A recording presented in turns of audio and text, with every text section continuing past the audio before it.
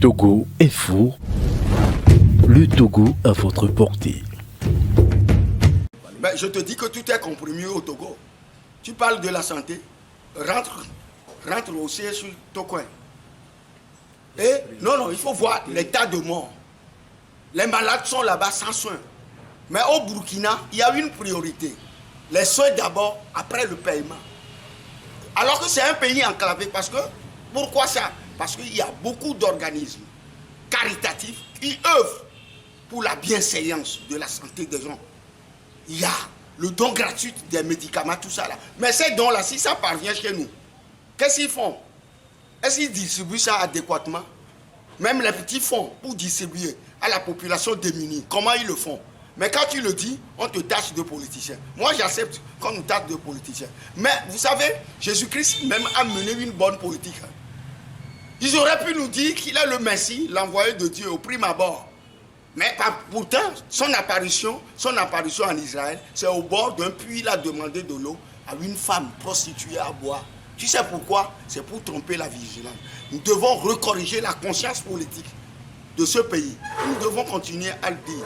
Mais si on peut nous abattre, il faut qu'on nous abatte tous. Ne pas le dire, c'est être complice de notre esclavagisme. La sécurité dans ce pays est garantie par une tierce personne.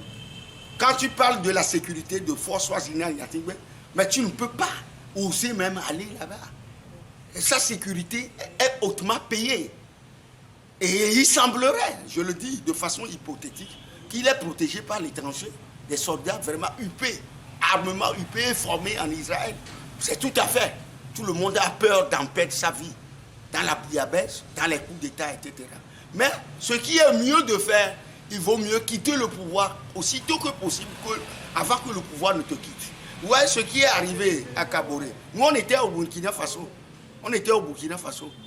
Nous avons eu à visiter une copine comme ça. Elle est docteur. Et puis, c'est la nuit là qu'on est venu nous dire que non, mais nous avons déposé. C'est un haut gradé. Et c'est comme ça, on l'a déposé en douceur. Et il a signé.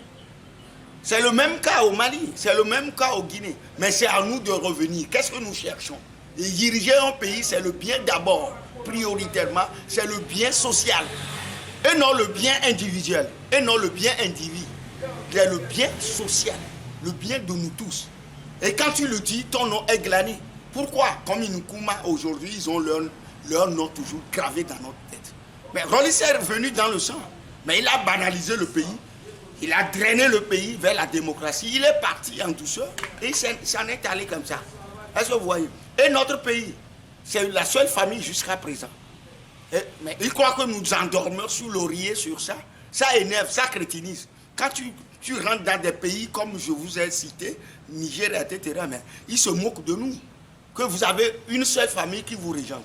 Mais c'est eux seulement qui sont dans le panel de faire la préciosité pour ce pays.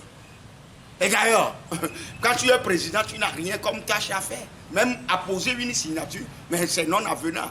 Mais tout est fabriqué. Tu as tes subordonnés qui travaillent pour toi. Mais ce que nous devons faire, ce pays est un pays tellement minuscule.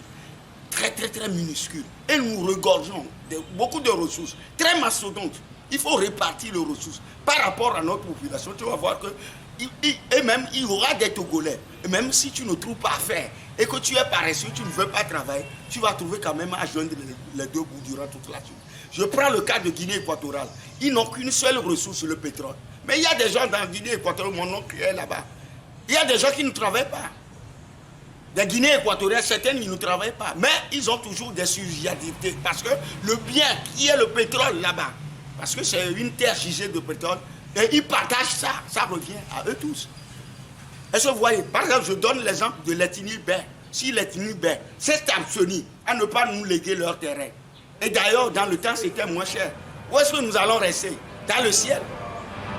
Nous devons quand même chercher à corriger nos